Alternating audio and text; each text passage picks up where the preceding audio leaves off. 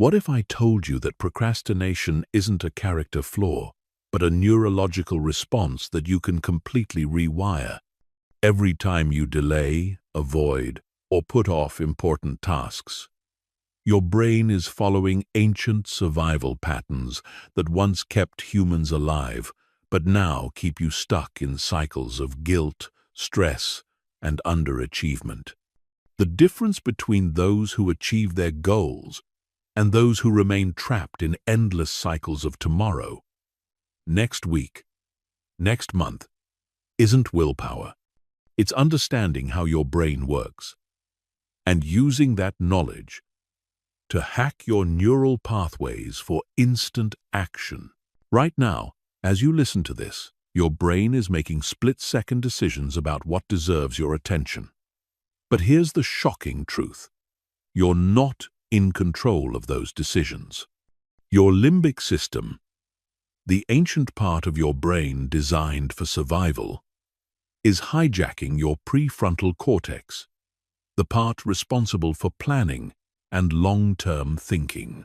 Every time you choose Netflix over that important project, your brain is literally rewiring itself to make procrastination easier and action harder. But what if you could reverse this process? What if you could train your brain to crave productivity the same way it now craves distraction? The science is clear. Neuroplasticity, your brain's ability to reorganize itself, means you can literally reshape your neural pathways to eliminate procrastination forever. This isn't motivational speaking. This is brain science.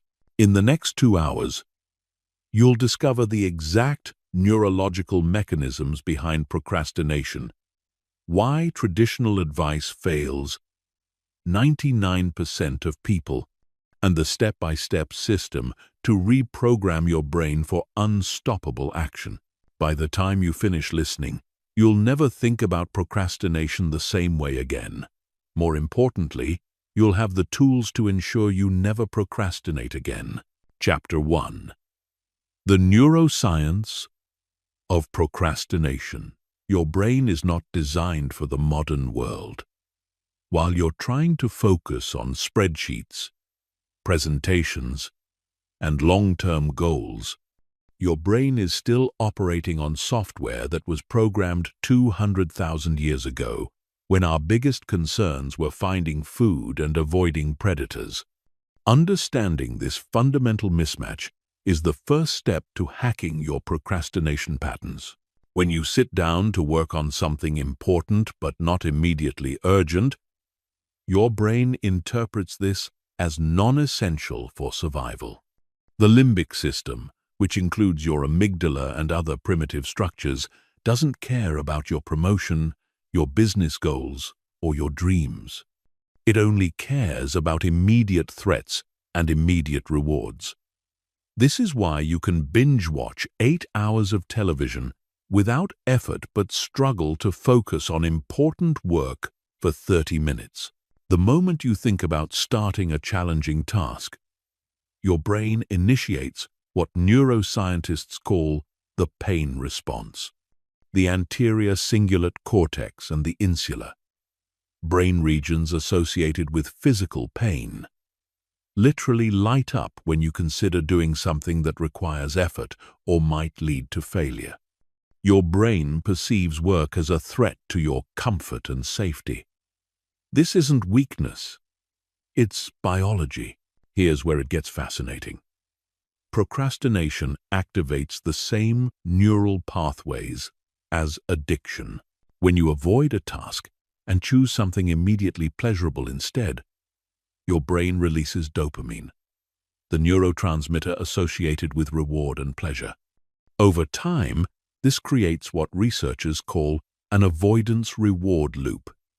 Your brain learns that avoiding difficult tasks leads to immediate relief and pleasure, so it starts to crave this avoidance. Dr. Timothy Pichel's research at Carleton University shows that chronic procrastinators have underdeveloped prefrontal cortexes and overactive limbic systems. The prefrontal cortex is responsible for executive functions like planning, decision-making, and impulse control. When this region is weak, the limbic system dominates decision-making, leading to choices based on immediate emotional states rather than long-term consequences. But here's the breakthrough. Your brain's neuroplasticity means these patterns can be completely rewired. Every time you choose action over avoidance, you strengthen neural pathways associated with discipline and weaken pathways associated with procrastination. The key is understanding that this rewiring happens at the cellular level through a process called myelination, where neural pathways become more efficient and automatic through repetition. The most successful people aren't genetically programmed for productivity. They've simply trained their brains differently. They've created what neuroscientists call cognitive load reduction by automating decision-making around productivity. When action becomes automatic, procrastination becomes impossible. The temporal discounting principle explains why your brain chooses immediate small rewards over larger future rewards. Research by Dr. Walter Mischel shows that the ability to delay gratification literally changes brain structure. People who can delay gratification have larger prefrontal cortexes and smaller limbic systems. This isn't fixed, it's trainable. Your brain also operates on what's called the planning fallacy, where you consistently underestimate how long tasks will take and overestimate your future motivation. This creates a cycle where you always believe you'll be more motivated tomorrow, next week, or next month. Understanding this cognitive bias allows you to plan realistic timelines and work with your brain's limitations rather than against them. The neurotransmitter balance in your brain directly affects your ability to start and sustain action. Dopamine drives motivation and reward-seeking behavior. Serotonin affects mood and confidence. Norepinephrine impacts focus and alertness. GABA controls anxiety and overthinking. By understanding how different activities and environments affect these neurotransmitters, you can engineer your days for optimal brain chemistry. Most people try to fight their brain's natural tendencies instead of working with them. The key is accepting that your brain will always prefer easy over difficult, immediate over delayed, and certain over uncertain. Once you stop fighting these tendencies and start designing systems that align with your brain's preferences, procrastination becomes practically impossible. Chapter 2. The 4 types of procrastinators. Not all procrastination is created equal. After analyzing thousands of case studies and brain scans, researchers have identified 4 distinct neurological patterns that lead to procrastination. Understanding which type you are is crucial because each type requires a completely different intervention strategy. Using the wrong approach for your type is why most anti-procrastination advice fails. The perfectionist procrastinator operates from an overactive anterior cingulate cortex, the brain region responsible for error detection and conflict monitoring. Their brains are hypersensitive to potential mistakes and imperfections. When they consider starting a task, their brain immediately floods with thoughts about all the ways it could go wrong, all the standards they might not meet, and all the criticism they might face. Perfectionist procrastinators don't procrastinate because they're lazy. They procrastinate because their brain interprets anything less than perfect as dangerous. Their neural pathways have been conditioned to associate, starting with the possibility of failure, which their brain treats as a threat to their identity and social standing. They'll spend hours researching, planning, and preparing because these activities feel productive while avoiding the terror of actual execution. The brain chemistry of perfectionist procrastinators shows elevated cortisol levels, the stress hormone, whenever they consider beginning imperfect work. Their dopamine system is calibrated for all-or-nothing rewards, meaning they only experience satisfaction from flawless completion. This creates an impossible standard that guarantees procrastination, because the brain knows perfection is unattainable. The dreamer procrastinator has an overactive default mode network, the brain regions active during rest and imagination. They excel at big-picture thinking and creative visualization, but struggle with detail-oriented execution. Their brains are wired for possibility and potential rather than concrete action steps. They can spend hours fantasizing about outcomes, but feel overwhelmed when faced with the mundane steps required to achieve those outcomes. Dreamer procrastinators have weak connections between their default mode network and their executive attention network. This means they struggle to translate abstract ideas into specific actions. Their dopamine system is triggered by imagining success rather than achieving it, which tricks their brain into feeling like they've already accomplished their goals through visualization alone. The brain scans of dreamer procrastinators show hyperactivity in regions associated with imagination and future thinking, but minimal activation in areas responsible for sequential planning and step-by-step execution. They need systems that bridge the gap between vision and action, breaking down dreams into neurologically manageable components. The worry procrastinator is dominated by an overactive amygdala and anxious neural pathways. Their brains are constantly scanning for potential threats and negative outcomes. When they consider starting a task, their brain immediately generates catastrophic scenarios about what could go wrong. This isn't rational fear. It's neurological hypersensitivity to uncertainty and potential negative outcomes. Worry procrastinators have elevated baseline anxiety levels and hypersensitive stress response systems. Their brains interpret any uncertain outcome as potentially dangerous, so they avoid starting tasks that don't guarantee positive results. They'll research obsessively, seek constant reassurance, and delay action until they feel certain about outcomes, which never happens because certainty doesn't exist. The neurochemistry of worry procrastinators shows chronically elevated cortisol and norepinephrine, creating a state of constant vigilance that makes focused action extremely difficult. Their brain's threat detection system is so sensitive that normal work tasks trigger fight-or-flight responses. They need interventions that calm their nervous system before addressing productivity. The crisis procrastinator has an under-responsive dopamine system that only activates under extreme pressure.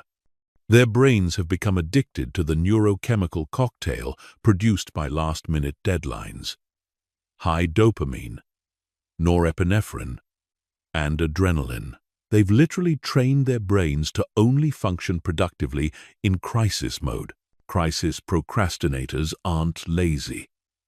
They're neurochemically dependent on stress hormones for motivation. Their brain's reward system has been hijacked by the intense neurochemical response to deadline pressure. Normal motivation feels boring and insufficient compared to the chemical high of crisis-driven productivity. They unconsciously create emergencies because their brain craves the neurochemical intensity. The brain structure of crisis procrastinators shows weakened baseline motivation circuits but hyper-responsive stress-reward pathways. They need strategies that artificially create urgency and pressure without relying on actual emergencies. Their neuroplasticity interventions must focus on strengthening intrinsic motivation pathways while reducing dependence on external pressure. Understanding your procrastination type isn't about labeling yourself. It's about targeting the specific neural pathways that drive your avoidance patterns. Each type requires different neurotransmitter balancing, different environmental modifications, and different behavioral interventions. The one-size-fits-all approach to procrastination fails because it ignores these fundamental neurological differences.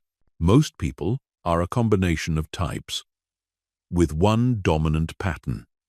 The key is identifying your primary type and designing your intervention strategy accordingly. Your brain's procrastination pattern was created through years of conditioning, but neuroplasticity means it can be completely rewired with the right approach. Chapter 3. The Brain Hijack System. Your brain makes the decision to procrastinate approximately 0.35 seconds before you're consciously aware of it. This discovery, made through advanced neuroimaging technology, reveals that procrastination isn't a conscious choice. It's an unconscious neural program running in the background of your mind. Understanding this timing is crucial because it means you can't fight procrastination at the conscious level. You have to intercept it at the unconscious level. The brain hijack happens through what neuroscientists call the habit loop, a neurological pattern consisting of a cue, routine, and reward. But procrastination hijacking is more sophisticated than simple habits. It's a complex neural program involving multiple brain systems working together to keep you stuck in avoidance patterns. The hijack begins with environmental or internal cues that trigger your brain's threat detection system. These cues can be anything: seeing your laptop, thinking about a deadline, receiving an email, or even feeling a certain emotion. Your brain has been conditioned to associate these cues with potential discomfort, effort, or failure. The moment your unconscious mind detects these cues, it initiates an avoidance protocol. Within milliseconds, your amygdala signals potential threat to your anterior cingulate cortex, which then suppresses activity in your prefrontal cortex.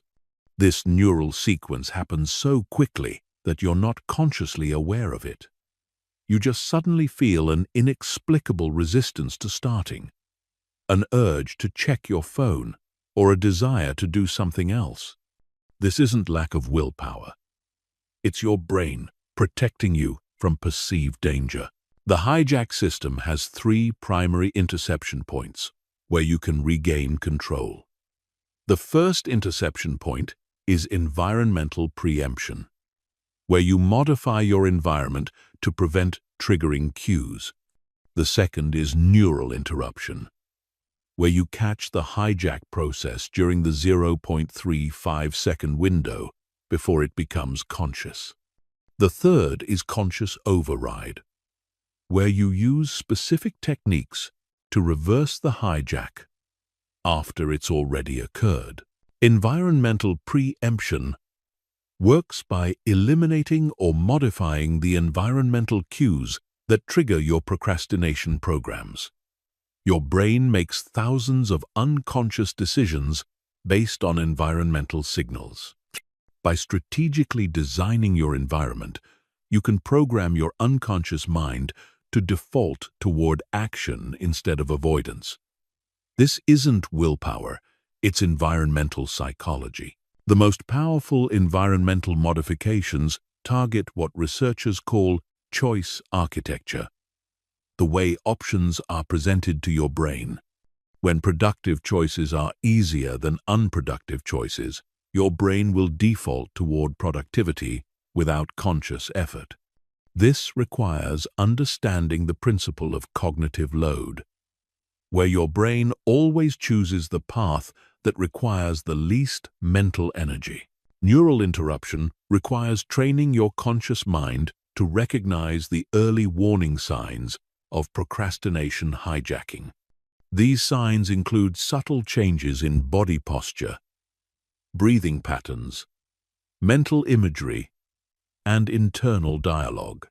By developing awareness of these early indicators, you can catch the hijack process before it fully activates and redirect your neural pathways toward action. The most effective neural interruption technique is called pattern interruption, where you immediately engage in a specific physical or mental action the moment you detect hijack signals. This could be taking 3 deep breaths, standing up and sitting down, counting backwards from 10, or asking yourself a specific question. The key is interrupting the neural cascade before it reaches full activation.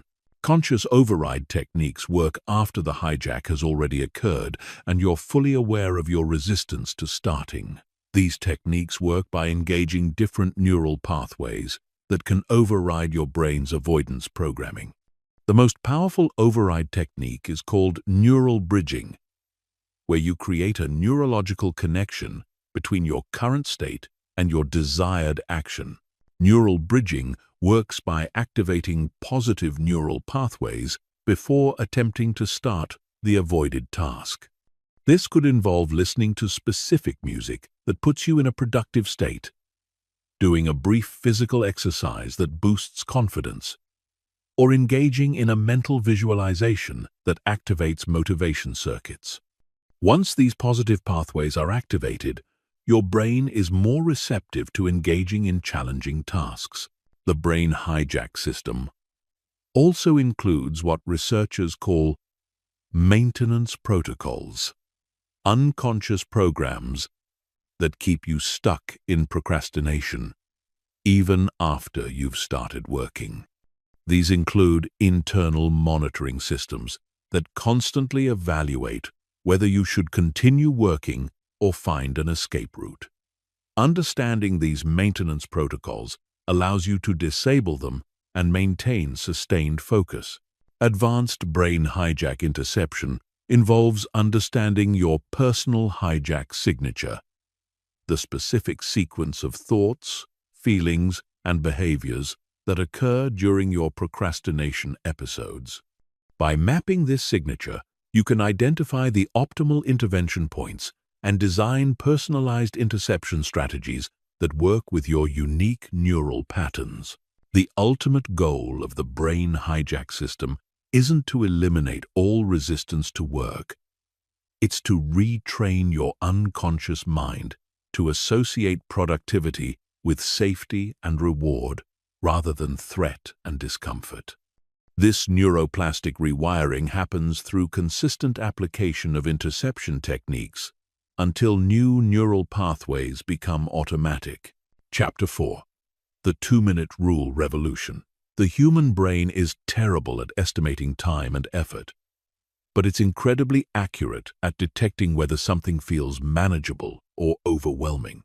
This is why the 2-minute rule works at a neurological level that traditional productivity advice completely misses. The rule isn't about actually completing tasks in 2 minutes. It's about hijacking your brain's threat detection system to initiate action when your neural pathways would normally trigger avoidance. Your brain evaluates every potential task through what neuroscientists call cognitive load assessment, an unconscious calculation of the mental energy required versus the mental energy available. When your brain perceives a task as requiring more cognitive resources than you currently have, it automatically triggers procrastination protocols. The 2-minute rule exploits this system by making tasks appear neurologically manageable.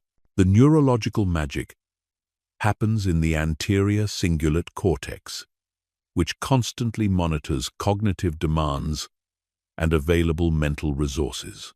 When you commit to doing something for only 2 minutes, this brain region calculates the energy requirement as minimal and allows the prefrontal cortex to initiate action. Once action begins, momentum builds through neural pathways that are completely different from those involved in starting. Starting and continuing use different neurological systems. Starting requires overcoming inertia and activating motivation circuits. Continuing relies on momentum and flow, states that maintain themselves once established.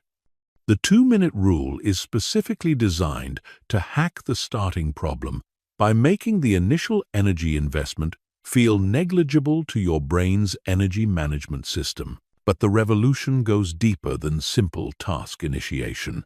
The 2-minute rule reprograms your brain's relationship with overwhelming projects by breaking them into neurologically digestible components.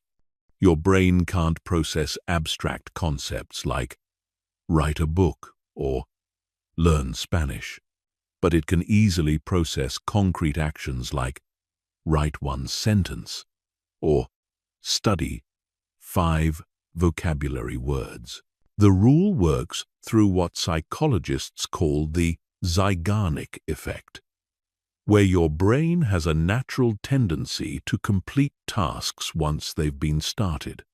When you begin something with the intention of only doing it for 2 minutes, your brain's completion circuits often take over and drive you to continue beyond the minimum commitment. This happens because stopping mid-task requires more cognitive energy than continuing. Advanced application of the 2-minute rule involves understanding that different types of cognitive load require different time thresholds. Creative tasks might require a 5-minute rule because creative thinking needs longer to activate. Analytical tasks might work with a 1-minute rule because logical thinking can engage more quickly. Physical tasks might need a 30-second rule because physical momentum builds rapidly. The neuroplasticity aspect of the 2-minute rule is its most powerful feature. Every time you successfully start a task using this method, you strengthen neural pathways associated with action initiation and weaken pathways associated with procrastination. Over time, your brain begins to default towards starting rather than avoiding, even without conscious application of the rule. The rule also addresses what researchers call analysis paralysis, where your brain gets stuck in planning mode because it's trying to solve the entire problem before starting. By committing to only 2 minutes, you give your brain permission to start without having figured out every detail. This is crucial because your brain often can't solve problems until it begins engaging with them practically. One of the most sophisticated applications involves understanding the difference between resistance and genuine fatigue. Your brain will often signal resistance to challenging tasks by creating the feeling of tiredness or mental fog. The 2-minute rule helps distinguish between actual depletion and protective avoidance by testing whether you can maintain focus for a minimal time commitment. The rule becomes revolutionary when you realize that most procrastination isn't about not wanting to do things, it's about your brain protecting you from the possibility of sustained effort that might lead to failure or disappointment. By removing the pressure of sustained effort, the 2-minute rule disarms your brain's protective mechanisms and allows natural motivation to emerge. Strategic implementation involves creating 2-minute protocols for different types of tasks and different mental states. When you're mentally fresh, you might commit to 2 minutes knowing you'll likely continue for much longer. When you're depleted, you might genuinely only do 2 minutes, but still maintain your streak of daily action, which preserves neural pathways. The compound effect of the 2-minute rule is extraordinary. Small daily actions create neurological momentum that builds over time. Your brain begins to identify you as someone who follows through on commitments, which fundamentally changes your self-concept and automatic behavioral patterns. This identity shift happens at the neural level through repeated activation of self-efficacy circuits. Understanding the 2-minute rule's relationship to dopamine is crucial for long-term success. Each successful 2-minute session triggers a small dopamine release, which reinforces the behavior. Over time, your brain begins to crave these small wins, creating positive addiction to starting rather than negative addiction to avoiding. Chapter 5. Environment Design for Unstoppable Action. Your environment is secretly controlling your brain and determining your productivity levels every moment of every day. While you're focused on building willpower and motivation, your surroundings are sending thousands of unconscious signals to your neural pathways, either programming you for action or procrastination. The most successful people don't rely on self-discipline. They engineer their environments to make productivity automatic and procrastination nearly impossible. Environmental psychology research shows that your brain makes over 35 zero decisions per day, and 95% of them are unconscious responses to environmental cues. Every object in your workspace, every color on your walls, every sound in your background is influencing your brain's neurochemical state and decision-making patterns. By strategically designing these environmental factors, you can hack your unconscious mind to default toward focused action. The principle of environmental priming explains how subtle cues in your surroundings activate specific neural networks without your awareness. When your brain detects environmental signals associated with productivity, it automatically activates focus-related neurotransmitters and suppresses distraction-seeking behaviors.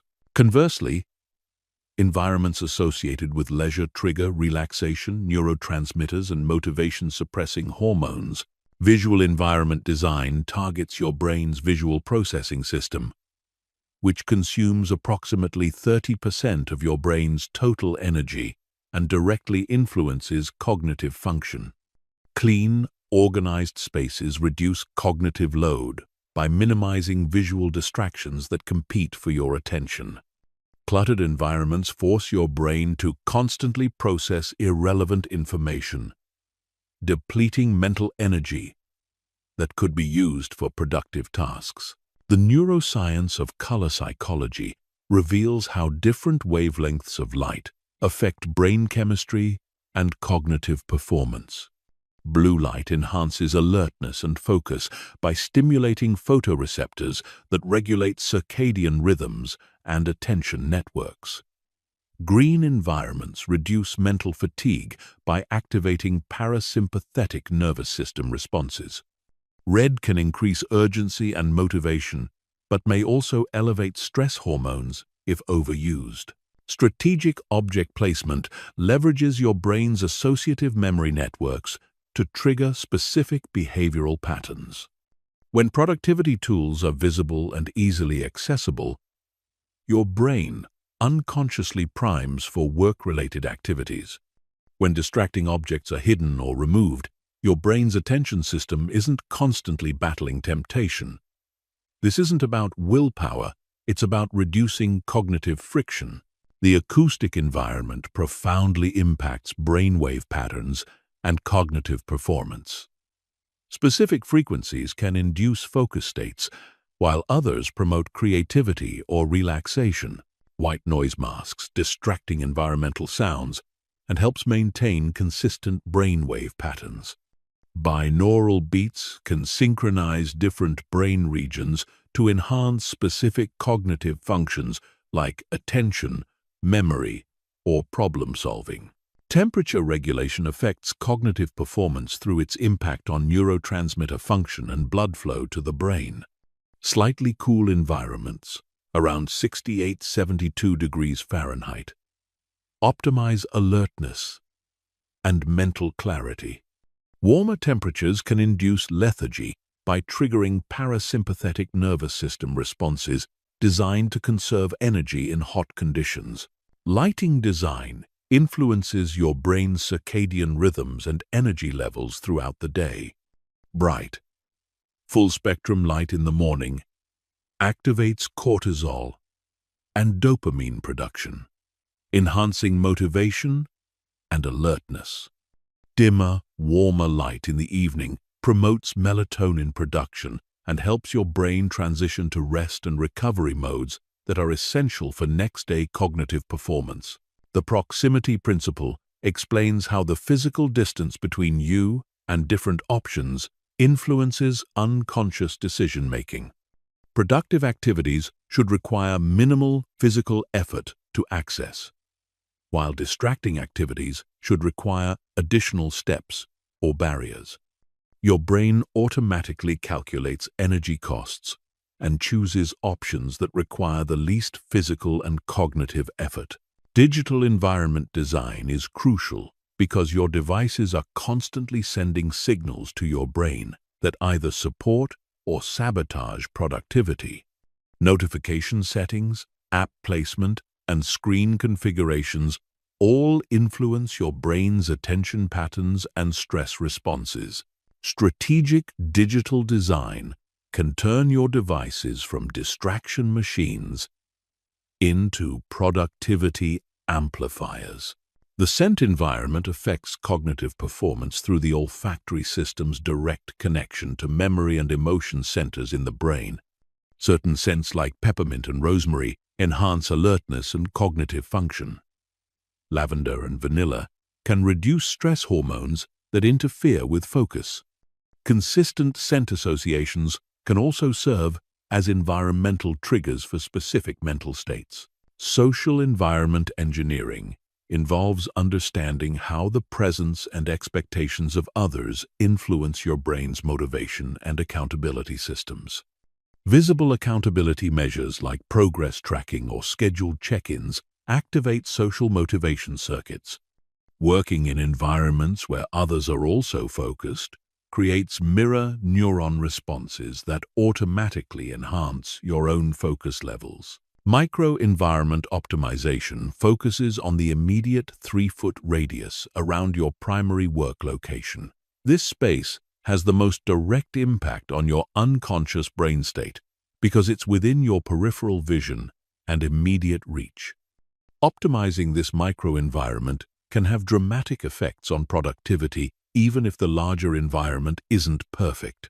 The ultimate goal of environment design is creating what researchers call cognitive ease, where productive behaviors require less mental energy than unproductive behaviors. When your environment consistently signals productivity and removes barriers to action, your brain naturally defaults toward focused work without conscious effort or willpower depletion. Chapter 6. Dopamine hacking for instant motivation. Dopamine is not the pleasure chemical most people think it island. It's the anticipation chemical, the seeking chemical, the motivation molecule that drives all goal-directed behavior. Understanding how to manipulate your dopamine system is the difference between waiting for motivation to strike and creating motivation on command. Your brain's dopamine pathways can be hacked, optimized, and weaponized to eliminate procrastination permanently. The dopamine system operates through 4 distinct pathways in your brain, each serving different functions and responding to different triggers. The mesolimbic pathway drives reward-seeking and motivation. The mesocortical pathway handles executive function and working memory. The nigrostriatal pathway controls movement and habit formation. The tuberoin-fundibular pathway regulates hormones and physiological functions. Mastering dopamine hacking requires understanding how to activate these pathways strategically. Most people have accidentally trained their brains to expect massive dopamine hits from low-effort activities like social media, video games, or entertainment. This creates what researchers call dopamine dysregulation. where your brain's baseline dopamine levels drop so low that normal productive activities feel unrewarding and unmotivating. The key to fixing this isn't eliminating all pleasurable activities. It's strategically timing dopamine releases to support rather than sabotage productivity.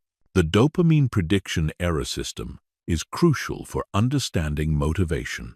Your brain doesn't release dopamine when you get a reward. It releases dopamine when you anticipate getting a reward that's better than expected. This is why surprise bonuses feel more motivating than expected salaries, and why variable reward schedules are more addictive than consistent ones. You can hack this system by creating deliberate uncertainty and surprise around productive activities. Strategic dopamine scheduling involves timing your dopamine-triggering activities to support rather than compete with productive work. The most effective approach is dopamine stacking, where you pair naturally rewarding activities with tasks you tend to procrastinate on. This could mean listening to your favorite music only while doing administrative work, or drinking your favorite coffee only during morning writing sessions. The dopamine baseline reset is essential for people whose brains have become adapted to high-stimulation environments. This involves temporarily reducing all high dopamine activities, social media, gaming, binge-watching, impulse shopping, to allow your brain's dopamine receptors to regain sensitivity. During this reset period, normal productive activities begin to feel naturally rewarding again because your brain isn't constantly comparing them to artificial highs. Micro-rewards are small, immediate dopamine triggers that you can deploy throughout productive work sessions to maintain motivation and focus. These might include checking off completed tasks, taking a short walk after finishing a challenging section, or giving yourself small treats for meeting specific milestones. The key is making these rewards contingent on productive behavior, rather than giving them away freely. The anticipation amplification technique works by creating specific rituals or environmental cues that signal to your brain that something rewarding is about to happen. This could be a particular playlist that you only listen to when doing focused work, a special workspace setup that you only use for important projects, or a pre-work routine that consistently predicts productive sessions. Over time, these cues themselves begin to trigger dopamine release. Progress visualization is one of the most powerful dopamine hacking techniques because your brain's reward system is activated not just by achieving goals, but by perceiving progress toward goals. Visual progress indicators like progress bars, completed checklists, or before and after comparisons trigger dopamine release by making abstract progress feel concrete and rewarding. The novelty injection principle recognizes that your brain's dopamine system responds strongly to new and unexpected experiences. You can prevent habituation to productive activities by regularly introducing small changes to your work environment, trying new productivity techniques, or approaching familiar tasks from different angles. This keeps your brain's curiosity and engagement systems activated. Social dopamine leverages your brain's powerful social reward systems to support individual productivity. This includes working alongside others, sharing progress publicly, or creating accountability partnerships where others' approval becomes tied to your productive output. Your brain's social reward circuits often provide stronger motivation than individual reward circuits. The compound dopamine effect occurs when you stack multiple dopamine-triggering elements together strategically. This might involve working in a novel environment while listening to energizing music with a visible progress tracker after a brief physical exercise session. When multiple dopamine pathways are activated simultaneously, The motivational effect is exponentially greater than any single element alone. Understanding dopamine tolerance is crucial for long-term success. Just like drug tolerance, your brain adapts to repeated dopamine triggers by reducing their effectiveness over time. This is why motivation techniques that work initially often stop working after a few weeks. The solution is rotating between different dopamine hacking strategies and periodically taking breaks from high-stimulation activities. The dopamine action feedback loop is perhaps the most important concept for eliminating procrastination permanently. When you consistently pair dopamine release with productive action, your brain begins to crave productivity, the same way it once craved procrastination. This creates a positive addiction to achievement that makes avoiding important tasks feel uncomfortable rather than comfortable. Advanced dopamine hacking involves understanding your personal dopamine signature, the specific combination of triggers, timing, and intensities that most effectively activate your motivation systems. This requires experimentation and tracking to identify what works best for your unique brain chemistry and lifestyle circumstances. Chapter 7. The Habit Stacking Revolution. Your brain is constantly looking for ways to conserve energy, and habits are its most efficient energy-saving mechanism. Once a behavior becomes habitual, it requires virtually no conscious thought or willpower to execute. The habit-stacking revolution takes advantage of this neurological efficiency by linking new productive behaviors to existing automatic routines, creating chains of actions that execute without conscious effort or resistance.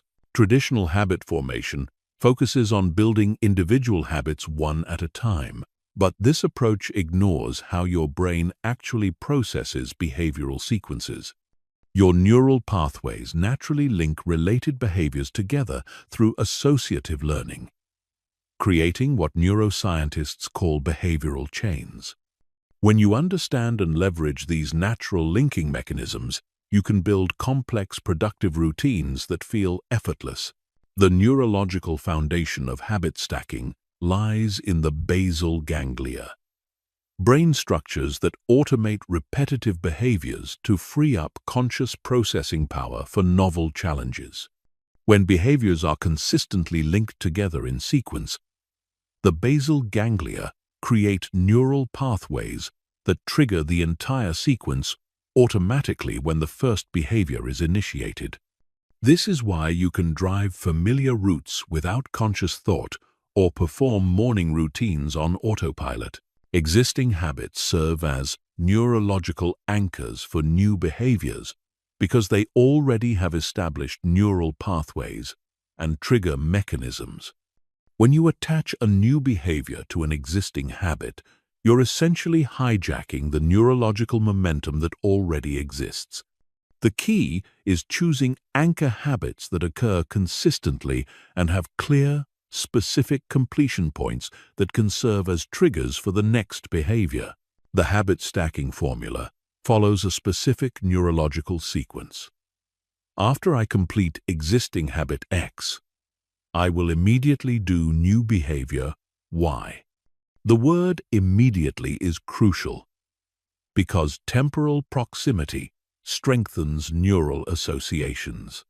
When behaviors are separated by time or intervening activities, your brain doesn't create strong associative links between them. The closer in time and space the behaviors occur, the stronger the neural connection. Habit stacking works best when the linked behaviors share similar mental energy requirements and contextual elements. Trying to stack a high-energy creative task after a low-energy routine task often fails because your brain has to make too large a cognitive shift. Successful stacks maintain consistent energy levels and environmental contexts, allowing your brain to maintain the same neural activation patterns throughout the sequence. The completion trigger principle ensures that habit stacks actually execute reliably. Each behavior in the stack must have a clear, specific endpoint that naturally triggers the next behavior. Vague completion points like after I exercise or when I finish reading create ambiguity that disrupts the automatic nature of the habit stack. Specific completion triggers like after I put my workout clothes in the hamper or after I close my book create clear neural cues for the next behavior. Micro-stacking involves creating very small behavioral sequences that gradually expand over time. Instead of trying to build elaborate routines immediately, you start with just 2 linked behaviors and allow the stack to grow naturally as the neural pathways strengthen. This approach works with your brain's preference for gradual adaptation rather than dramatic changes that trigger resistance. Context stacking leverages environmental cues to strengthen habit chains. When habit stacks occur in consistent physical locations with consistent environmental conditions, your brain's spatial memory systems reinforce the behavioral associations. This is why people often struggle to maintain habits when their environment changes, and why establishing dedicated spaces for specific habit stacks dramatically improves success rates. The habit stack hierarchy recognizes that some habits are more neurologically stable than others and should serve as the foundation for building larger behavioral chains. Physiological habits like eating, sleeping, and bathroom routines are the most stable because they're driven by biological needs. Social habits like family interactions or work meetings are moderately stable. Personal development habits are the least stable and should be attached to more stable anchor points. Emotional state stacking takes advantage of the fact that certain activities naturally produce specific emotional states that can support subsequent behaviors. For example, stacking mentally challenging work after physical exercise leverages the confidence and energy boost that exercise provides. Stacking creative work after meditation takes advantage of the calm, open mental state that meditation produces. The neural pathway loading principle explains why some habit stacks feel effortless while others require ongoing willpower. When behaviors are neurologically compatible and properly sequenced, the neural pathways that support one behavior naturally flow into the pathways that support the next behavior. Incompatible behaviors require your brain to switch between different neural networks, creating cognitive friction and energy expenditure. Habit stack troubleshooting involves identifying and fixing the specific points where behavioral chains break down. Common failure points include unclear triggers, energy mismatches between linked behaviors, environmental inconsistencies, and emotional state conflicts. By systematically analyzing and adjusting these elements, you can create habit stacks that execute with machine-like reliability.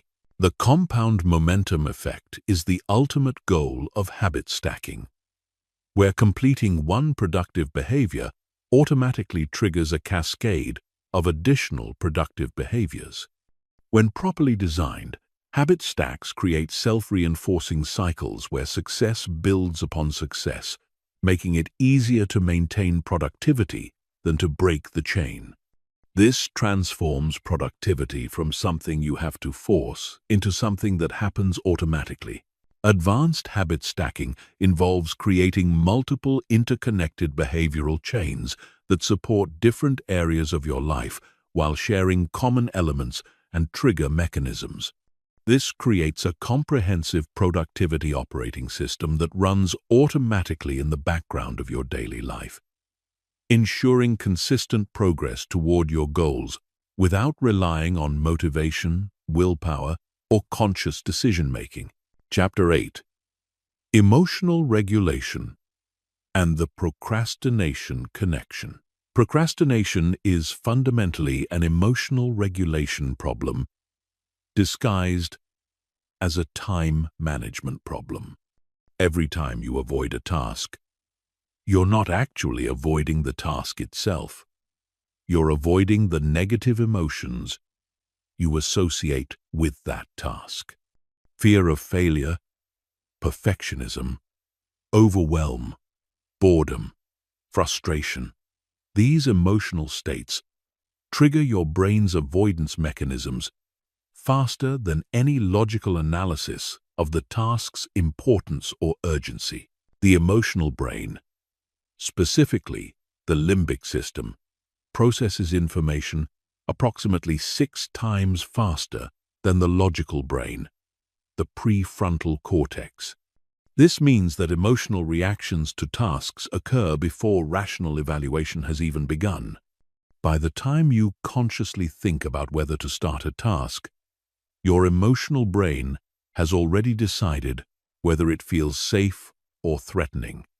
And this emotional assessment largely determines your behavioral response.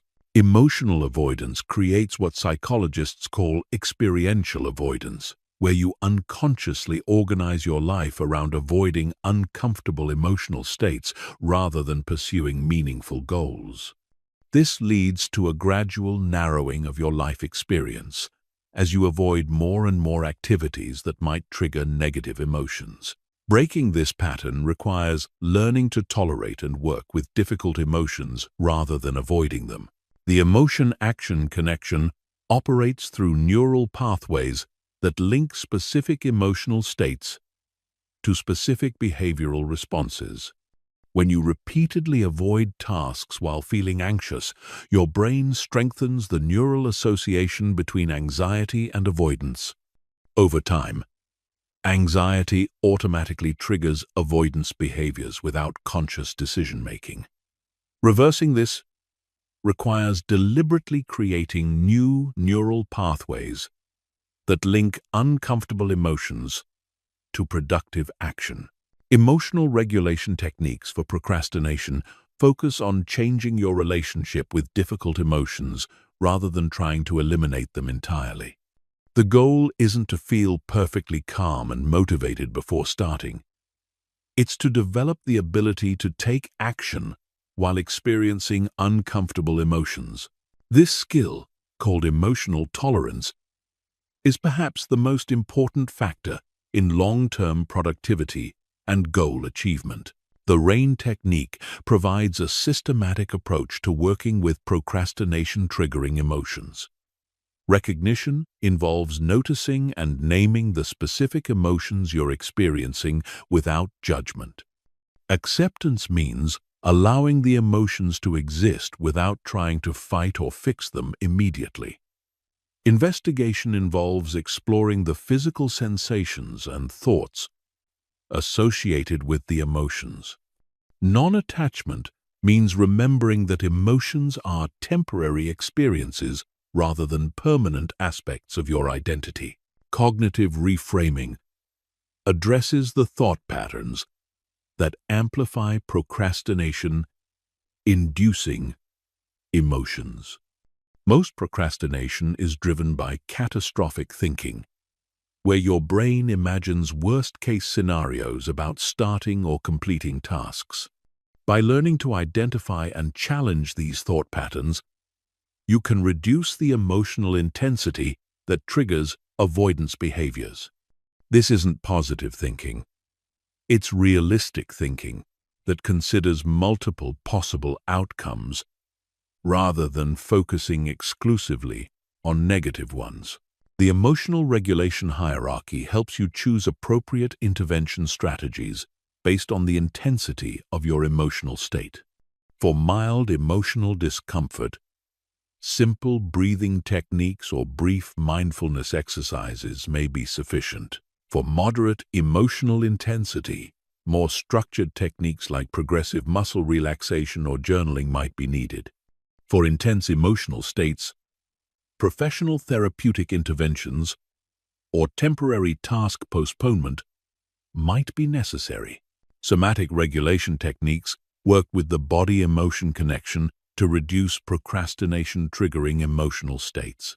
Since emotions are experienced as physical sensations in the body, changing your physical state can directly impact your emotional state.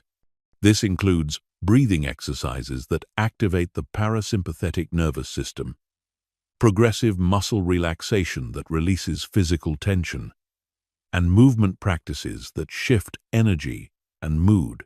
The window of tolerance concept explains why emotional regulation strategies work better at certain times than others.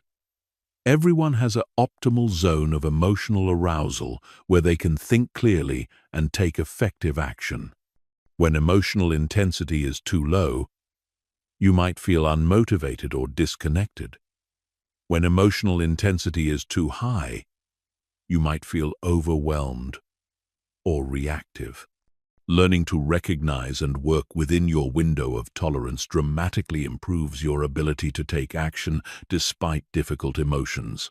Emotional exposure therapy for procrastination involves gradually and systematically exposing yourself to the uncomfortable emotions associated with challenging tasks, while learning that these emotions won't actually harm you. This process, similar to exposure therapy for phobias, helps desensitize your brain's threat detection system to normal work-related emotions like uncertainty, effort, and potential failure. The emotional regulation practice schedule recognizes that emotional skills, like physical skills, require regular practice to maintain and improve. This involves setting aside specific time for emotional regulation practice when you're not in crisis mode, so these skills are readily available when you need them most. Regular practice also strengthens the neural pathways associated with emotional regulation, making these skills more automatic over time. Values-based motivation provides emotional fuel for working through difficult tasks by connecting specific actions to your deeper personal values and long-term goals. When tasks feel meaningful and aligned with what you care about most, your brain's motivation centers provide emotional energy that can overcome temporary discomfort. This technique involves regularly reconnecting with your core values and explicitly linking daily tasks to these larger purposes. Advanced emotional regulation for procrastination involves developing what researchers call emotional granularity, the ability to distinguish between subtle differences in emotional states and respond appropriately to each one.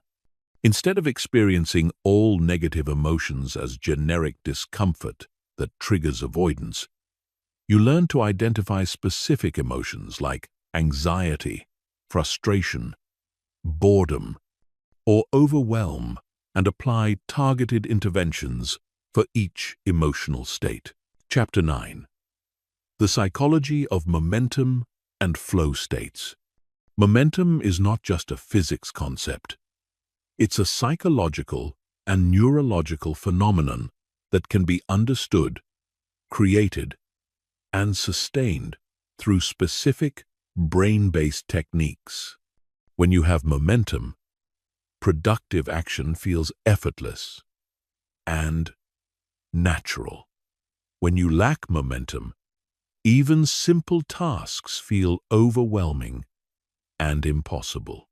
Understanding the psychology and neuroscience of momentum allows you to generate productivity on command rather than waiting for inspiration to strike. The neurological basis of momentum lies in what researchers call neural priming, where recent brain activity makes similar future activity more likely and efficient. When you engage in focused, productive work, you activate specific neural networks that remain partially active even after the work session ends.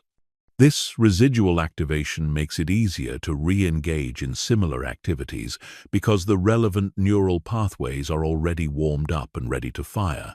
Momentum operates through the brain's pattern recognition systems, which are constantly looking for behavioral patterns to automate. When you establish consistent patterns of productive action, your brain begins to expect and prepare for continued productivity. This expectation creates a neurological momentum that makes sustained effort feel more natural than stopping. Conversely, patterns of procrastination create expectations for continued avoidance. The activation energy principle explains why starting is always the hardest part of any task. Your brain requires significantly more energy to initiate new neural activity than to continue existing neural activity. This is why the first 5 minutes of work often feel the most difficult. But once you're engaged, continuing feels much easier. Understanding this principle helps you focus your energy on overcoming initial resistance, rather than expecting sustained effort to feel easy. Micro-momentum involves creating the smallest possible productive actions that can generate psychological momentum without triggering resistance. This might mean opening a document, writing a single sentence, or organizing one small area of your workspace. These tiny actions activate the same neural networks involved in larger productive efforts, creating momentum that can carry you into more substantial work. The momentum maintenance system recognizes that momentum is fragile and requires specific strategies to sustain over time. This includes understanding natural energy rhythms and scheduling challenging work during peak momentum periods, creating transition rituals that preserve momentum between different tasks, and developing recovery protocols that rebuild momentum after breaks or interruptions. Flow states represent the ultimate expression of psychological momentum, where action and awareness merge, self-consciousness disappears, and performance reaches extraordinary levels. Flow occurs when your brain's default mode network, responsible for self-criticism and distraction, becomes quiet, while task-focused networks become hyperactive. This creates a state of effortless concentration where productivity feels almost addictive. The flow triggers that most reliably induce flow states include clear goals with immediate feedback, optimal challenge levels that match your skill level, elimination of distractions that could pull your attention away from the task, and deep engagement with activities that feel intrinsically meaningful. Understanding and deliberately creating these conditions allows you to access flow states more reliably. Attention residue is a phenomenon where part of your mental energy remains focused on previous tasks, reducing your ability to fully engage with current activities. This residue disrupts momentum by preventing complete neural engagement with new tasks. Effective momentum management requires attention-clearing techniques that fully disengage from previous activities before starting new ones. The momentum stack technique involves deliberately sequencing tasks to maximize momentum transfer between activities. This means starting with easier tasks that generate confidence and energy, then using that momentum to tackle more challenging work. It also involves grouping similar tasks together to maintain consistent neural activation patterns rather than constantly switching between different types of thinking. Environmental momentum refers to how your physical environment can either support or disrupt psychological momentum. Consistent workspaces, organized materials, and optimized lighting and temperature all contribute to momentum by reducing cognitive friction and environmental resistance. Changes in environment often disrupt momentum because your brain has to readjust to new spatial and sensory conditions. The momentum measurement system helps you track and optimize your momentum patterns over time. This involves monitoring your energy levels, productivity levels, and subjective sense of flow throughout different activities and time periods. By identifying when momentum naturally occurs and what factors support or disrupt it, you can design your schedule and environment to maximize momentum opportunities. Momentum recovery protocols become crucial when momentum is lost due to interruptions, breaks, or setbacks. These protocols help you quickly re-engage with productive work rather than losing entire days to momentum disruption. Effective recovery protocols include brief, reorienting activities that remind your brain of your current goals and progress, physical movement that reactivates energy systems, and environmental cues that signal the return to productive mode. The compound momentum effect occurs when sustained periods of productivity create self-reinforcing cycles where momentum builds upon itself. As you complete more tasks and achieve more goals, your confidence increases. Your identity as a productive person strengthens, and your brain's expectation for continued productivity grows. This creates an upward spiral where productivity becomes increasingly natural and effortless. Advanced momentum management involves understanding your personal momentum signature, the specific combination of factors that most reliably generate and sustain momentum for your unique brain and lifestyle. This includes identifying your optimal time periods for different types of work, understanding which environmental factors most strongly influence your momentum, and developing personalized protocols for generating momentum on demand. Chapter 10. Advanced Neural Programming Techniques. Your brain is the most sophisticated learning machine ever created, capable of completely rewiring itself based on repeated experiences and focused attention. Advanced neural programming takes advantage of this neuroplasticity to systematically reprogram procrastination patterns and install new automatic behaviors that support your goals. These techniques go beyond simple habit formation to actually reshape neural pathways at the cellular level. Visualization programming works by activating the same neural pathways used in actual performance, creating what neuroscientists call functional equivalence between imagined and real experiences.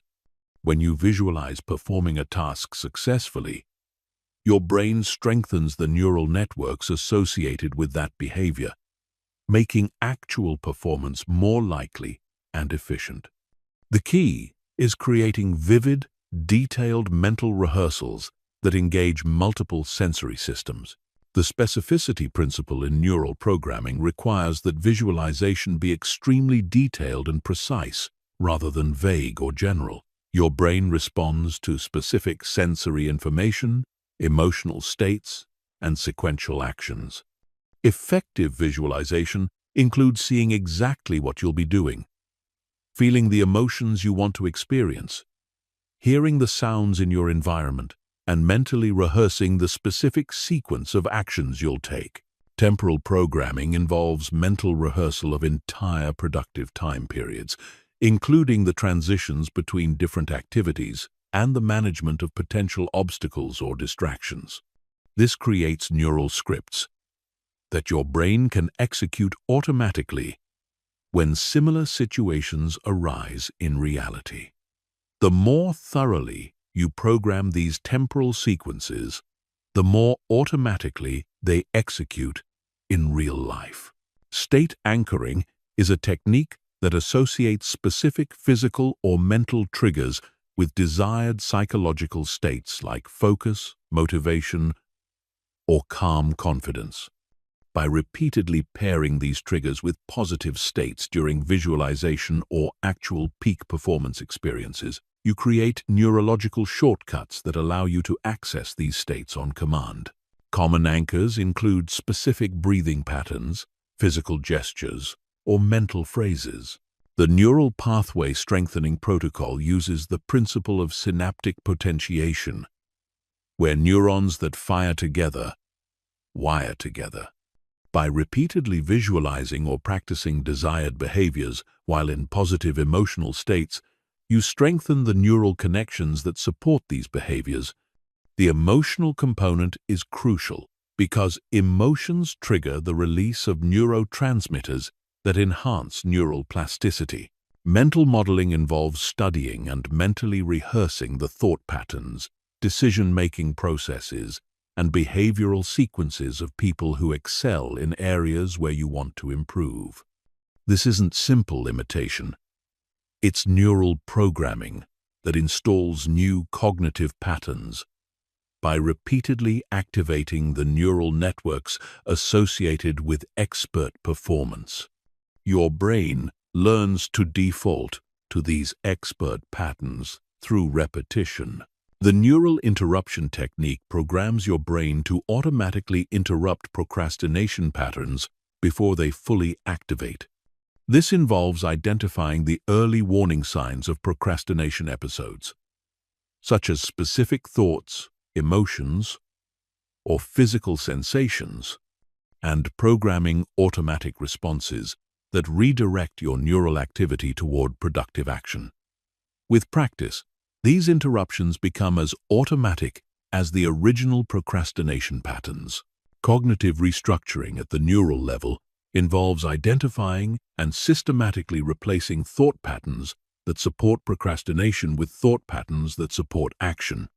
This goes beyond positive thinking to actually rewiring the neural pathways that generate automatic thoughts and beliefs.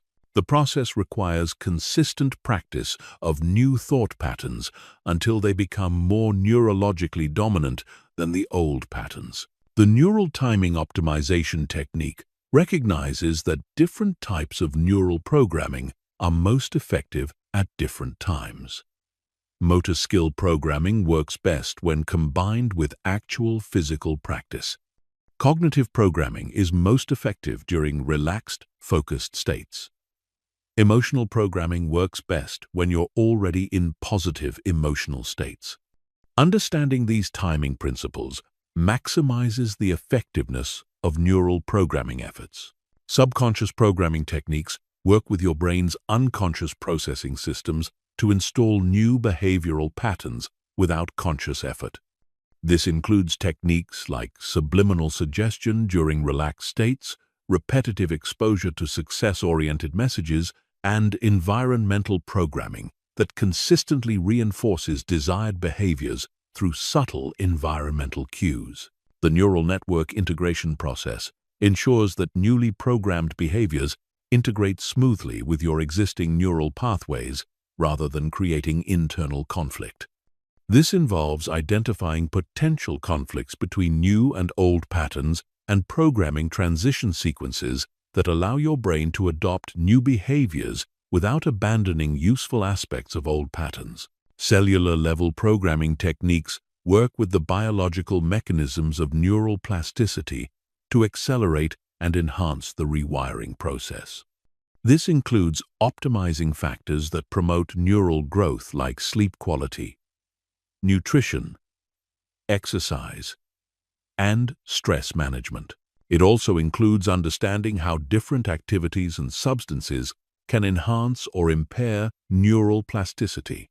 The Neural Program Maintenance System recognizes that newly programmed neural pathways require ongoing reinforcement to remain stable and accessible.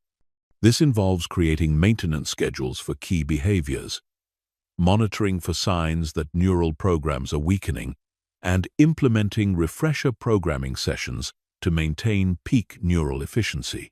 Advanced neural programming integration involves creating comprehensive neural programs that address multiple aspects of productivity simultaneously rather than programming individual behaviors in isolation. This might include programming sequences that integrate motivation, focus, emotional regulation, and execution into seamless behavioral flows that execute automatically in appropriate contexts. Chapter 11. The 90-Day Neural Rewiring Protocol. Permanent neural change doesn't happen overnight, but it doesn't take years either. Neuroscience research shows that significant neural pathway restructuring occurs within 60 to 90 days of consistent practice.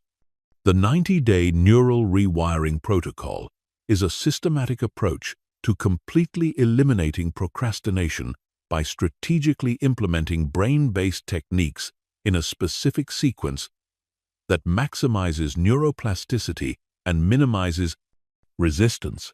The protocol is divided into 3 30-day phases, each targeting different aspects of neural change and building upon the previous phase's foundation.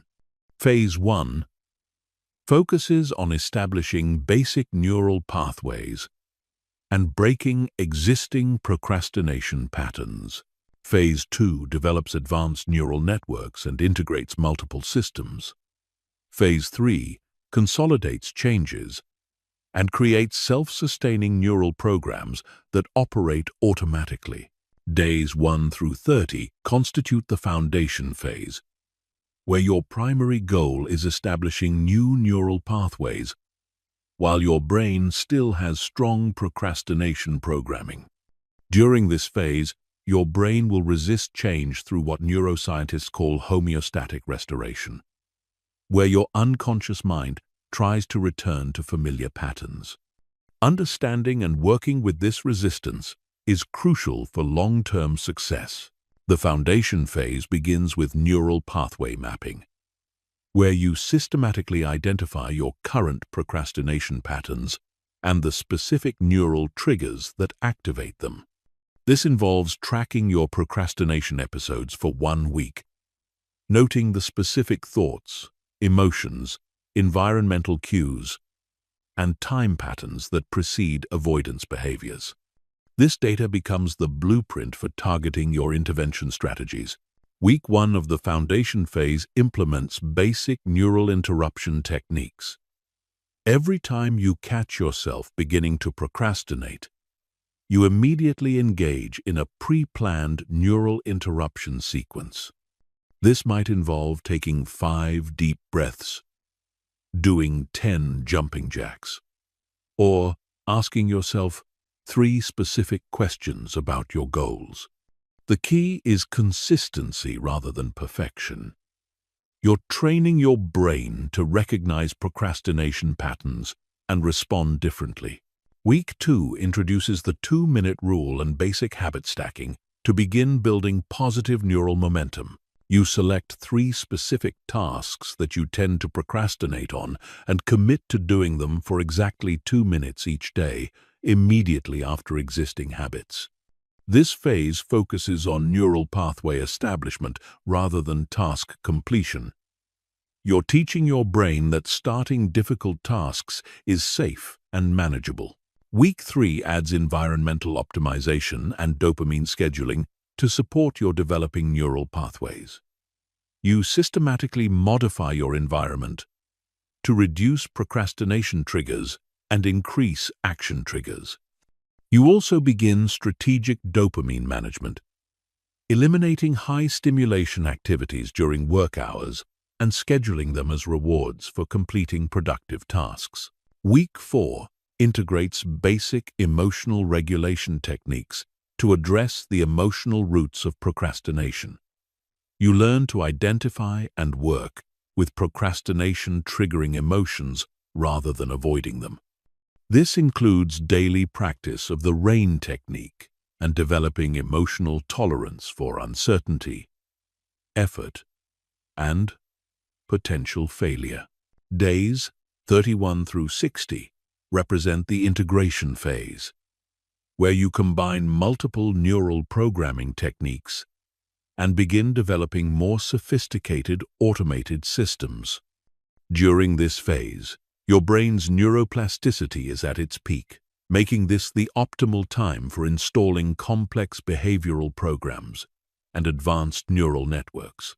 The integration phase begins with advanced habit stacking where you create comprehensive behavioral chains that execute automatically in response to specific environmental or temporal cues. These habit stacks integrate productivity, emotional regulation, and cognitive optimization into seamless sequences that require minimal conscious effort to maintain. Week 5 implements visualization programming and mental rehearsal techniques to strengthen neural pathways associated with productive action. You spend 10 to 15 minutes daily visualizing yourself successfully completing challenging tasks, focusing on the specific thoughts, emotions, and actions involved in peak performance. This mental practice strengthens the same neural networks used in actual performance. Week 6 introduces flow state training and momentum management systems. You learn to identify your personal flow triggers and create environmental and behavioral conditions that reliably induce flow states. You also develop momentum measurement and optimization techniques that help you sustain productive energy throughout longer work sessions. Week 7 adds advanced neural programming techniques, including state anchoring, cognitive restructuring, and subconscious programming. You create reliable triggers for accessing peak performance states and begin systematically replacing procrastination-supporting thought patterns with action-supporting cognitive programs. Week 8 focuses on system integration and troubleshooting, where you identify any remaining weak points in your neural programming and develop targeted interventions. You also begin developing your personal productivity operating system, a comprehensive set of neural programs that work together to maintain consistent high performance. Days 61 through 90 constitute the consolidation phase, where your goal is creating self-sustaining neural systems that maintain themselves automatically. During this phase, your new neural pathways are becoming stronger than your old procrastination pathways, but they still require conscious maintenance and optimization.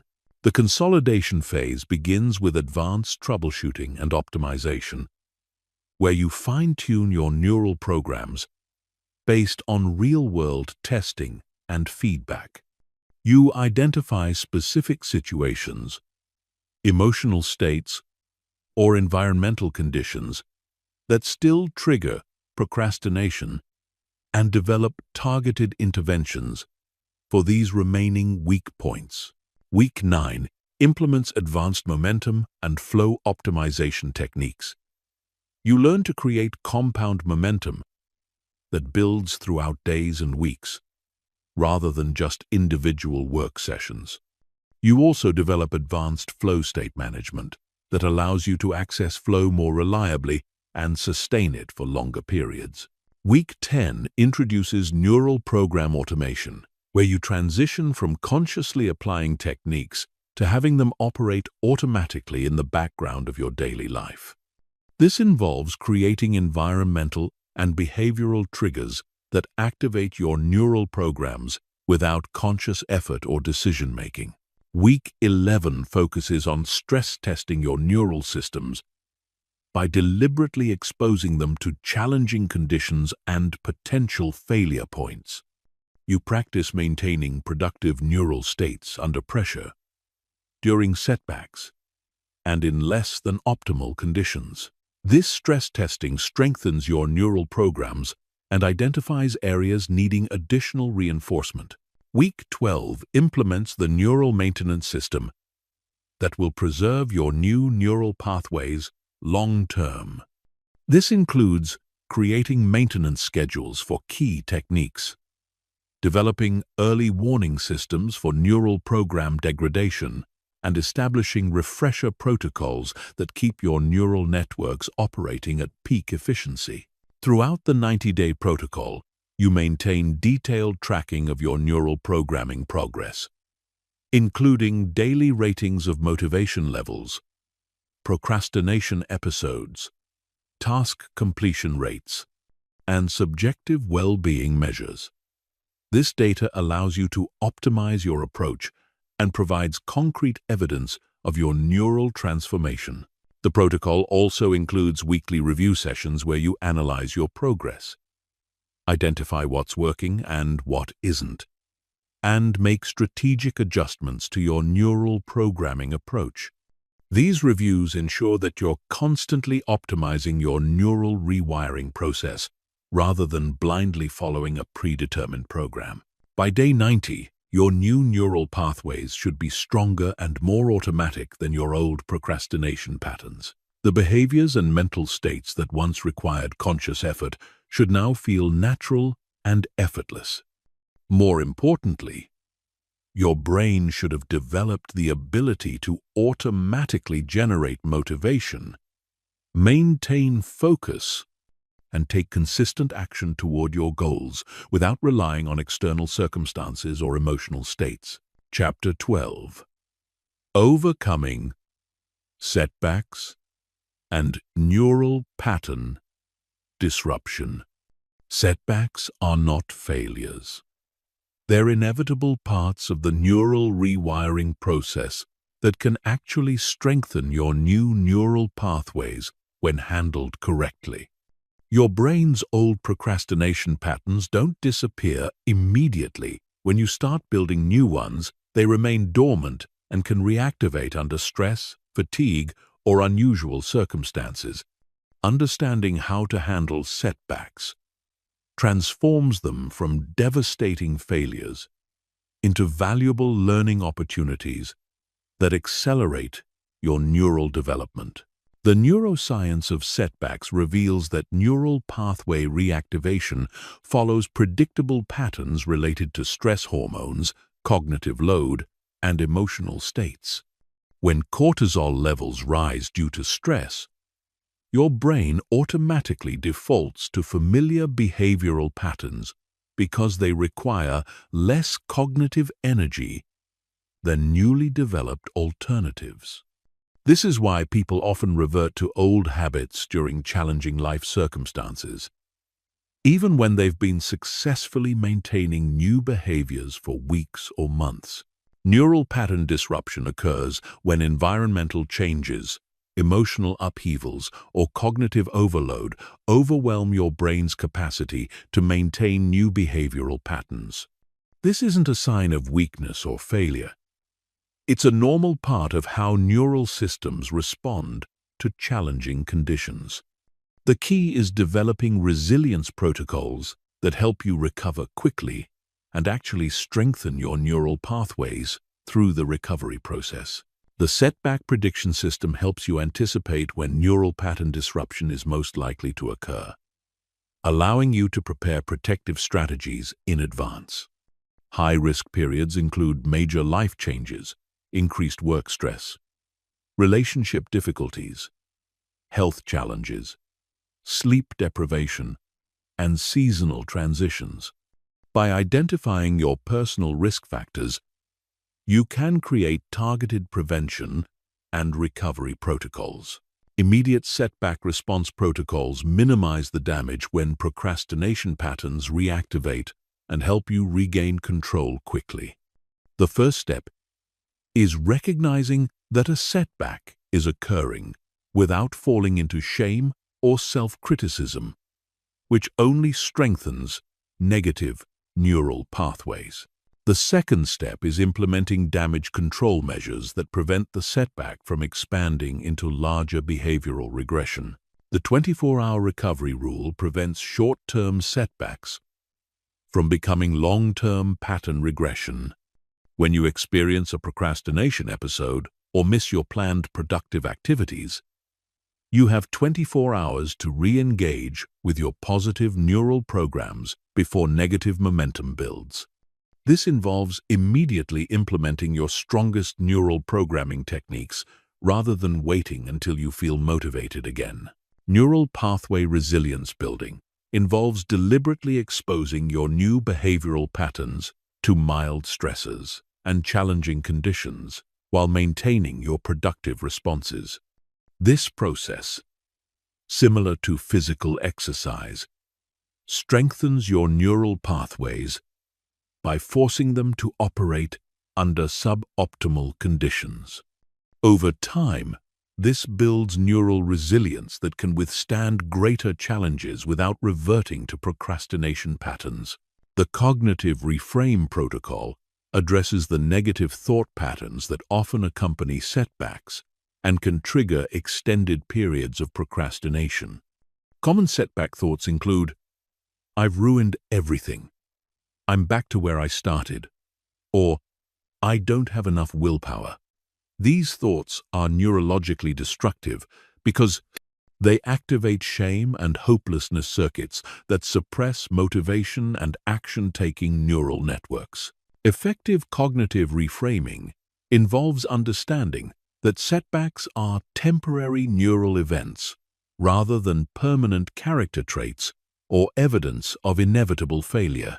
A single procrastination episode doesn't erase weeks of neural pathway development. Just as missing one workout doesn't eliminate months of fitness progress, your neural pathways remain intact and can be reactivated quickly with the right interventions. The setback analysis system helps you extract valuable information from procrastination episodes to strengthen your overall neural programming approach. This involves examining the specific conditions that triggered the setback, including environmental factors, emotional states, cognitive load, and physiological conditions. This analysis reveals weak points in your neural programming that need additional reinforcement. Environmental setback triggers often involve changes in physical location, social environment, or daily routine that disrupt the environmental cues supporting your productive neural pathways. Travel, moving to a new location, changes in work schedule, or disruptions in family routine can all trigger neural pattern disruption. Identifying these triggers allows you to create portable neural programming techniques that work across different environments. Emotional setback triggers include intense emotions like anxiety, anger, sadness, or overwhelm that activate your brain's ancient survival systems and suppress recently developed neural pathways. During emotional intensity, your brain prioritizes immediate safety over long-term goal achievement, making procrastination more likely. Developing emotional regulation skills specifically for these intense states prevents emotions from derailing your neural programming. Physiological setback triggers include factors like sleep deprivation, illness, hormonal changes, or nutritional deficiencies that affect brain chemistry and neural function. When your brain doesn't have the biological resources to maintain complex neural programs, it defaults to simpler, more established patterns. Addressing these physiological factors is crucial for maintaining neural program stability. The Rapid Recovery Protocol helps you regain neural momentum as quickly as possible after a setback. This involves implementing a specific sequence of activities designed to reactivate your productive neural pathways and rebuild positive momentum. The protocol typically includes physical movement to activate energy systems, environmental optimization to restore productive cues, and immediate engagement in easy productive tasks to rebuild confidence.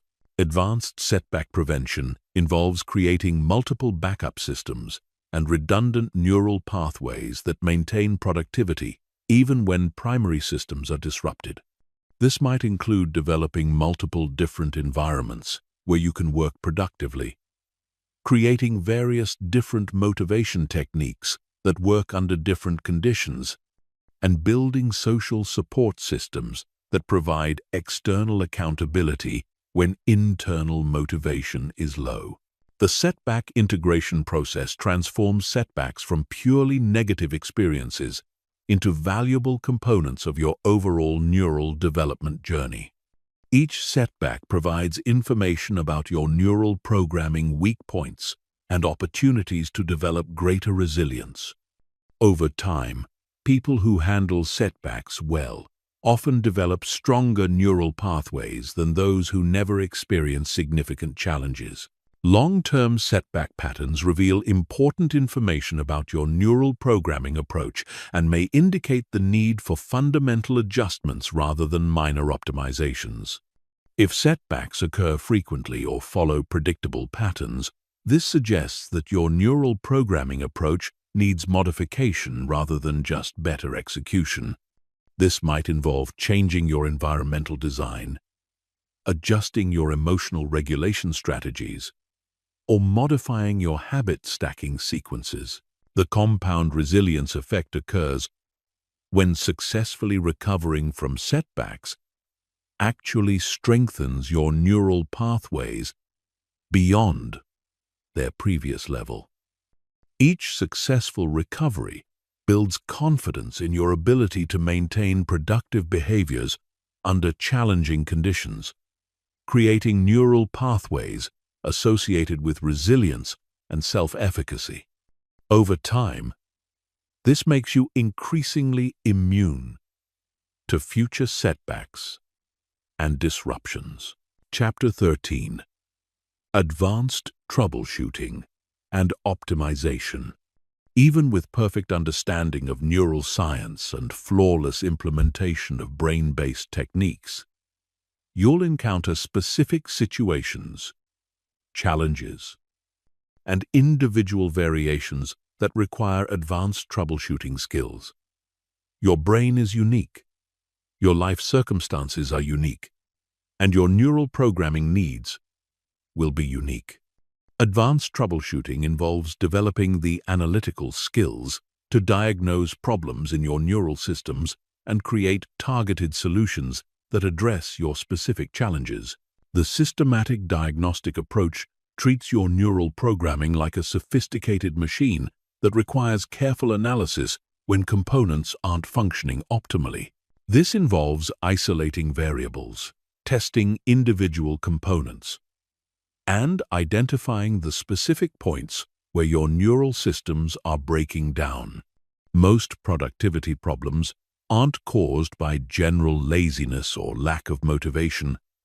They're caused by specific neural programming malfunctions that can be identified and corrected. Neural pathway diagnostic testing involves systematically evaluating different components of your neural programming to identify which elements are working effectively and which need adjustment. This might involve testing your environmental design by working in different locations, testing your habit stacking by modifying the sequence or timing, or testing your emotional regulation by tracking your responses to different emotional states. The energy system analysis recognizes that sustained productivity requires multiple types of energy. Physical energy from your body's biological systems, cognitive energy from your brain's processing capacity, emotional energy from your psychological well-being, and spiritual energy from your sense of purpose and meaning. Problems in any of these energy systems can disrupt your entire neural programming approach. Physical energy troubleshooting addresses how biological factors affect your brain's ability to maintain productive neural states. This includes analyzing your sleep quality and duration, nutritional intake and timing, hydration levels, exercise frequency and intensity, and overall health status. Many apparent motivation problems are actually biological energy problems that can be resolved through lifestyle modifications. Cognitive energy optimization involves understanding how your brain's processing capacity fluctuates throughout the day and designing your neural programming to work with these natural rhythms rather than against them. This includes identifying your peak cognitive performance times, understanding how different types of mental work affect your cognitive reserves, and developing strategies for managing cognitive load effectively. Emotional energy troubleshooting examines how your emotional states and psychological well-being affect your ability to maintain productive behaviors. This includes identifying emotional triggers that consistently disrupt your neural programming developing strategies for managing emotional fluctuations, and ensuring that your neural programming approach supports rather than drains your emotional resources. The Motivation System Diagnostic helps you identify why your motivation levels fluctuate and how to create more consistent motivational states. This involves analyzing your reward systems, goal alignment, progress measurement methods, and intrinsic versus extrinsic motivation sources. Many motivation problems stem from misaligned goals or ineffective reward systems rather than character flaws. Advanced environmental troubleshooting goes beyond basic environmental optimization to address subtle environmental factors that can significantly impact neural programming effectiveness. This includes analyzing air quality, lighting spectrums, acoustic environments, ergonomic factors, and even electromagnetic influences that might affect your brain's functioning in ways you haven't considered. Social environment optimization recognizes that other people significantly influence your neural states and behavioral patterns through mirror neuron responses, social pressure, and emotional contagion. This involves analyzing how different social environments support or undermine your neural programming and developing strategies for managing social influences effectively.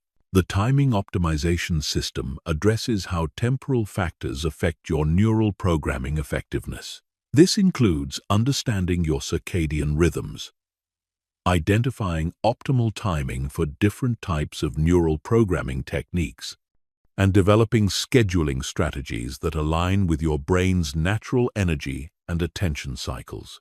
Habit stacking troubleshooting identifies specific points where your behavioral chains break down and develops targeted solutions for strengthening these weak links.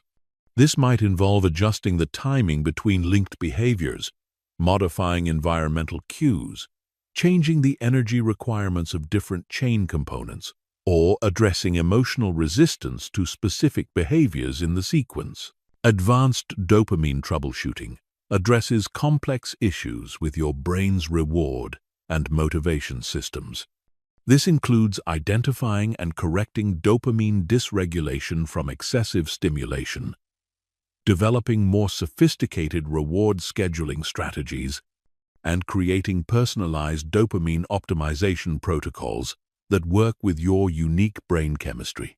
The neural integration analysis examines how different components of your neural programming work together as an integrated system. Sometimes individual techniques work well in isolation but create conflicts or inefficiencies when combined. This analysis helps you identify and resolve these integration issues to create a smoothly functioning overall system.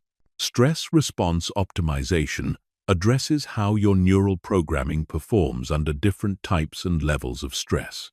This involves identifying your stress triggers, understanding how stress affects your specific neural pathways, and developing stress-resilient neural programming that maintains effectiveness even during challenging periods. The feedback loop optimization process ensures that you're receiving accurate and useful information about your neural programming performance. This involves refining your tracking and measurement systems, identifying leading indicators of neural programming, success or failure, and creating feedback mechanisms that help you make real-time adjustments to your approach. Advanced personalization techniques help you modify general neural programming principles to work optimally with your unique brain characteristics, personality traits, and life circumstances. This involves understanding your personal learning style, motivation patterns, attention characteristics, and emotional regulation tendencies to create a truly customized neural programming approach. The continuous optimization mindset recognizes that neural programming is an ongoing process rather than a one-time implementation. Your brain, life circumstances, and goals will continue evolving. requiring ongoing adjustments and refinements to your neural programming approach. Developing the skills and mindset for continuous optimization ensures long-term success. Failure analysis protocols help you learn from significant breakdowns in your neural programming rather than simply trying to get back on track. This involves conducting detailed post-mortems of major procrastination episodes or productivity failures to identify systemic issues that need addressing rather than just individual mistakes.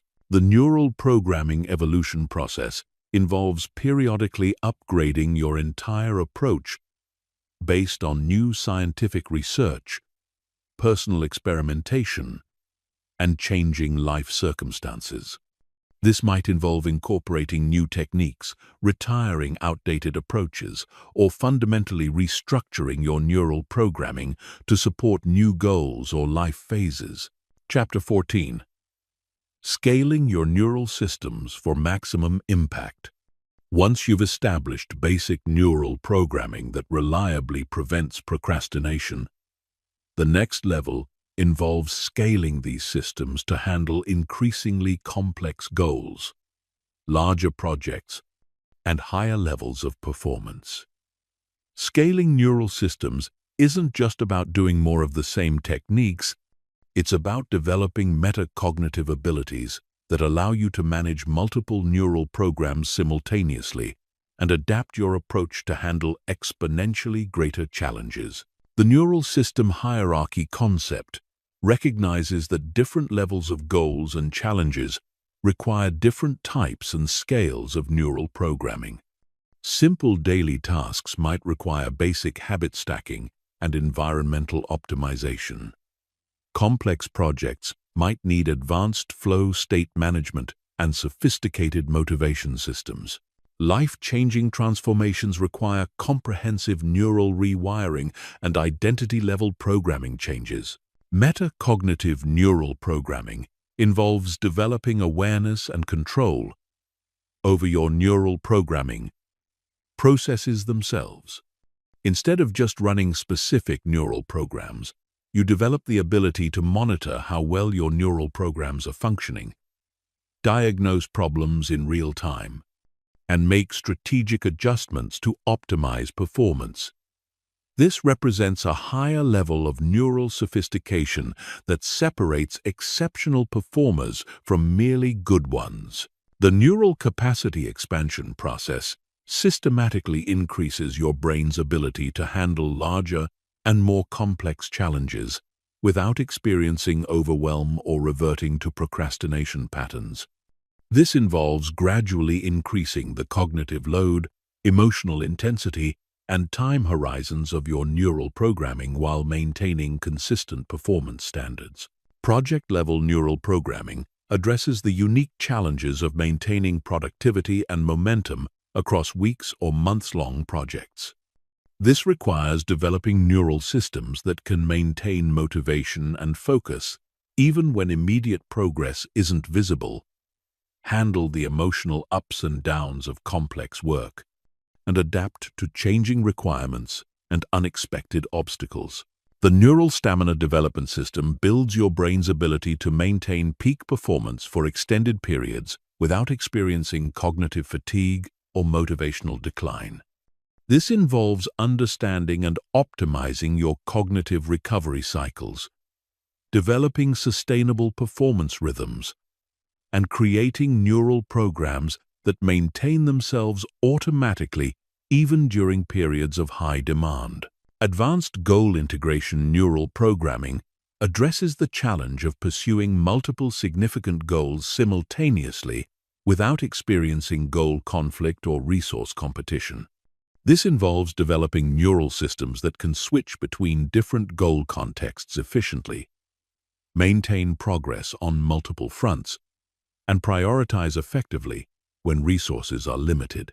The neural leverage principle focuses on identifying and optimizing the specific neural programs that have the greatest impact on your overall performance and goal achievement. Rather than trying to optimize everything simultaneously, this approach identifies the neural programs that create cascading positive effects across multiple areas of your life and focuses optimization efforts on these high-leverage interventions. Social neural programming scaling involves developing neural systems that can maintain peak performance, even in complex social environments with multiple stakeholders, competing priorities, and external pressures.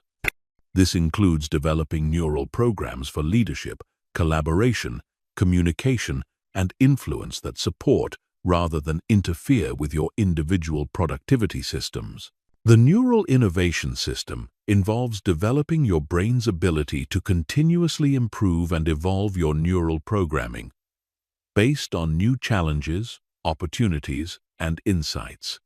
This moves beyond following predetermined neural programs to developing creative problem-solving abilities that can generate new neural solutions for novel situations. Performance standard scaling addresses the challenge of maintaining high-performance standards as your capabilities and expectations increase.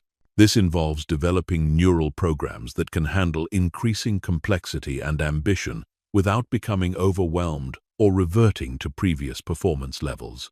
The neural automation advancement process involves transitioning from consciously managing multiple neural programs to having sophisticated neural systems that operate automatically in the background of your life.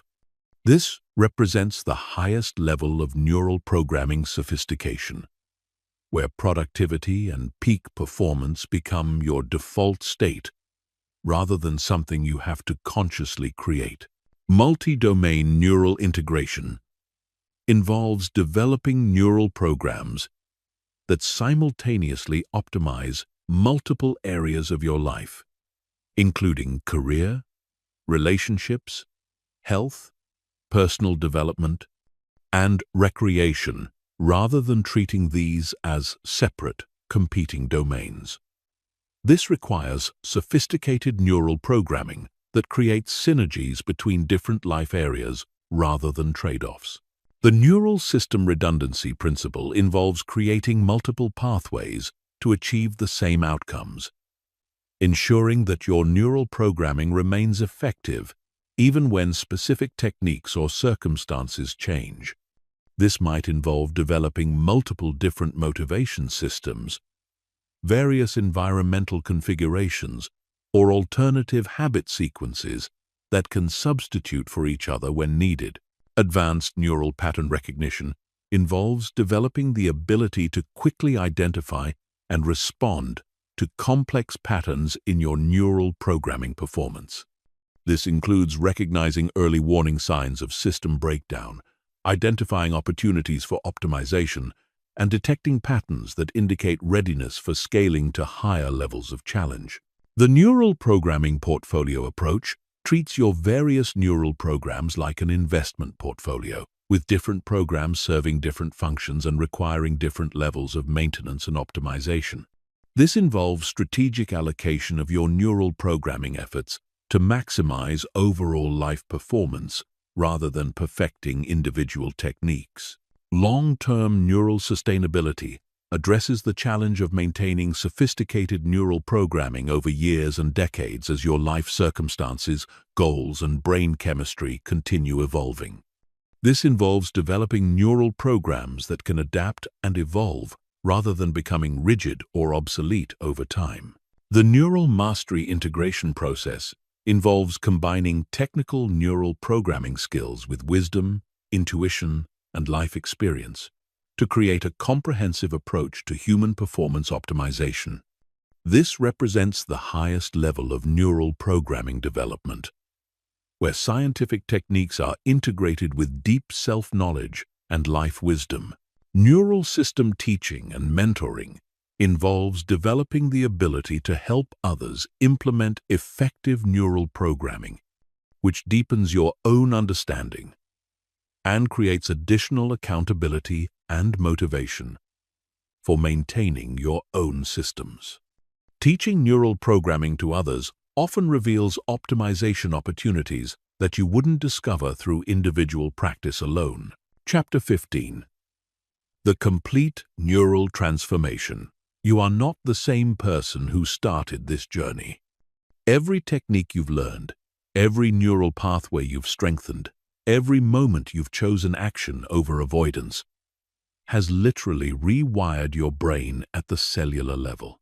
The neural networks that once automatically triggered procrastination have been weakened through disuse.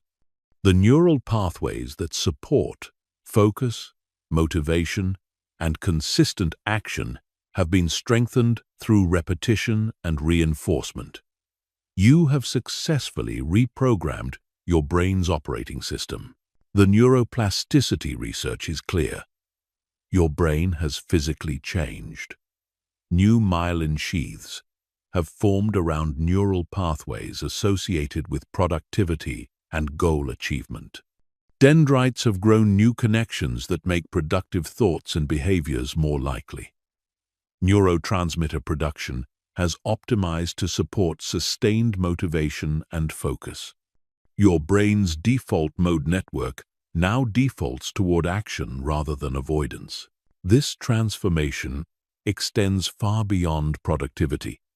When you change your brain's fundamental patterns around effort, challenge, and goal pursuit, you change your entire relationship with life itself. Tasks that once felt overwhelming now feel manageable. Goals that once seemed impossible now feel inevitable. Challenges that once triggered anxiety now generate excitement and engagement. The identity shift that accompanies neural transformation is, perhaps, the most profound change of all.